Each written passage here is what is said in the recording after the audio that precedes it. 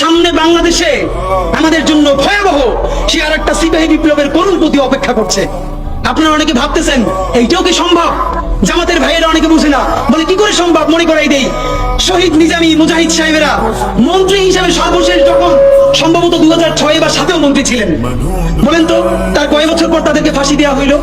10 বছরও লাগে নাই, রানিং ফুল মন্ত্রী ছিল, লক্ষ লক্ষ মানুষ তাদের সাথে ছিল, তাদের মন্ত্রণালয় একটা পয়সার দুর্নীতি বের করতে পারে নাই।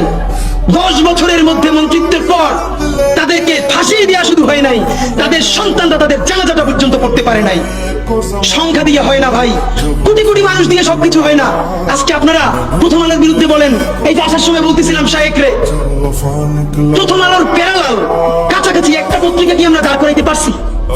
অনেকে বলে আমার দেশের কথা, আজকে শুধু বলি, পরশু জানলাম প্রথম আলোর 10 ভাগের 1 ভাগ বিনিয়োগ এবং আর্থিক সংগতি আমার দেশের নাই। 5 কোটি টাকা হইলে আমার দেশে একটা নতুন প্রেস কিনতে পারে, তাইলে পত্রিকাটা ঠিক মতো ছাপাইতে পারে, ভাড়া লাগে না, সেই টাকাটাও তাদের নাই। ভাই, ভালোবাসা দিয়া পয়সার কাজ হয় না। 50,000 টাকা যে এই লোকটার স্যালারি, এই কাজ যদি 20,000 টাকা দিয়ে করাইতে চান, কোনদিন 50,000 টাকা রিপোর্ট এবং স্কিল আপনি পাবেন না। ওই 50,000 টাকাই লাগবে। মানুষ মাগনা কাটে 3 দিন, একজনকে দাওয়াত খাওয়ায় 2 দিন 3 দিন, তারপরে আর চলে না। আমাদের আর্থিক যোগ্যতা অর্জন করতে হবে, আমাদের অনেকগুলো প্রতিষ্ঠান লাগবে, একটা প্রতিষ্ঠান না। আমাদের ভাইদের সমস্যা কি জানেন? সে আজকে যদি হাটাজারি মাদ্রাসা দিয়ে কেউ একটা পত্রিকা বার করে, সেই পত্রিকাটাও সে জাতীয় মূলধারা বানাবে না, দেবে দৈনিক হাটাজারি সে বানাবে।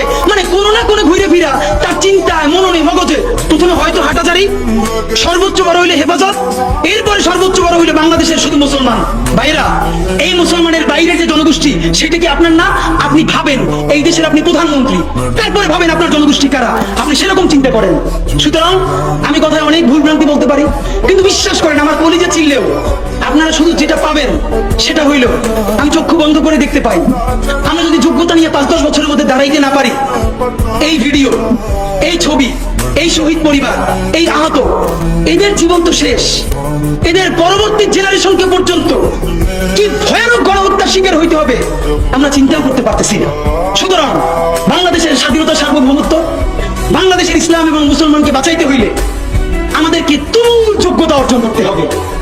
এই মাদ্রাসা শিক্ষিত জনগোষ্ঠীর মধ্যে হাজার হাজার ছেলে লাগবে যারা সিএনএ